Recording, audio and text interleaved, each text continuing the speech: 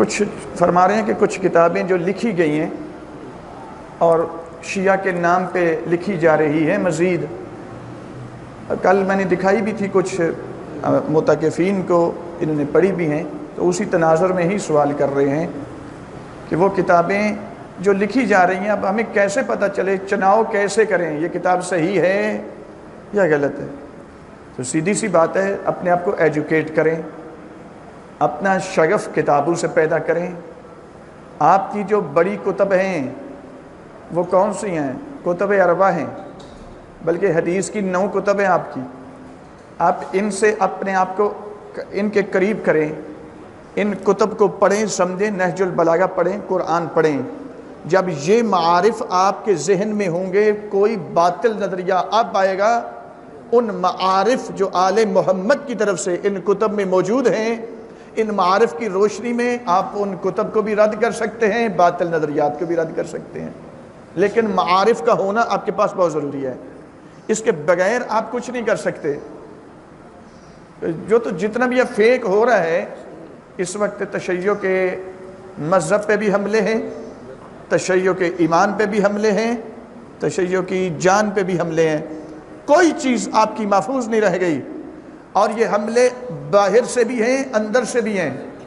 شرف الدین موسوی کا میں نے بتایا تھا کہ وہ خبیث اہل حدیث کے مولویوں سے ملا ہوا ہے، وہ اس کو کتابیں لکھ کے دیتے ہیں، وہ پھر اپنے نام سے شائع کرتا ہے اور کہتا ہے میں شیعہ ہوں۔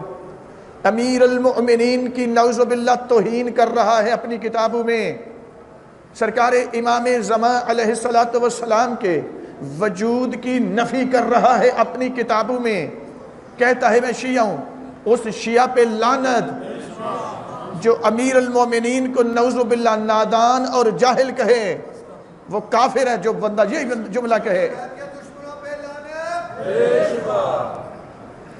ہم اپنی طور پہ ایک بے سر و سامانی کی حالت میں بھی کوشش کر رہے ہیں، اس خبیث کے خلاف ہم نے ایک FIR کٹوائی ہے، یا مثلا یہ جو کتابیں آپ بتا رہے ہیں کراچی سے لکھی جا رہی ہیں ان کے خلاف ایک FIR کٹوائی ہے۔ یہ انشاءاللہ یہ ایک وقت آئے گا، آپ کو کام دے گی، آپ کو پتہ چلے گا ان کتاب FIRs کا فائدہ کیا ہے۔ لیکن ان سے براعت کی جائے ہر سطح پر، ہر فورم پر، یہ تشیع نہیں ہے۔ اور یہ بات بھی ذہن میں رکھیں، ان کتابوں کے اندر جو مواد ہے وہ نصیریت کا بھی نہیں ہے، بلکہ نصیریت کی بھی بگڑی ہوئی شکل ہے۔ نصیری ہے کہ علی کو اللہ کہتا ہے، آل محمد کے مذہب میں جو علی کو اللہ کہے یا ائمہ میں سے کسی کو خدا یا رب کہے، اس کے 3 حکم ہیں آل محمد کے مذہب کے مطابق۔ نمبر 1، اس کے کفر کی وجہ سے نکاح خود بخود ختم ہو جائے گا، اس کی زوجہ کو اس سے طلاق لینے کی ضرورت نہیں رہے گی۔ نمبر 2، اس کی وراثت اس کی زندگی میں ہی تقسیم کر دی جائے گی۔ ایک تیسرا حکم ہے جو آپ کو ابھی میں نہیں بتاؤں گا، میں اس کو روک رہا ہوں، کسی مناسب موقع پہ پھر بتا دوں گا، کیونکہ لوگ پھر قانون کو اپنے ہاتھ میں لینے کی کوشش کرتے ہیں۔ ہم جو جدوجہد بھی کر رہے ہیں قانون کے اندر رہ کے کر رہے ہیں، اور کریں گے بھی ہم ایسے۔ لہذا جو علی کو اللہ کہتا ہے، میرا مذہب تو اس کو مسلمان نہیں مانتا، اور یہ جو کتابیں ہیں ان میں علی کو اللہ نہیں کہا جا رہا، اس میں کہا جا رہا ہے اللہ تو ان کے غلاموں میں سے ایک غلام ہے، اللہ یعوذ باللہ۔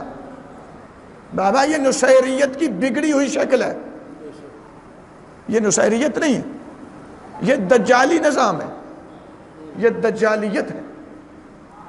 پروردگار ہماری ملت کو محفوظ فرمائے۔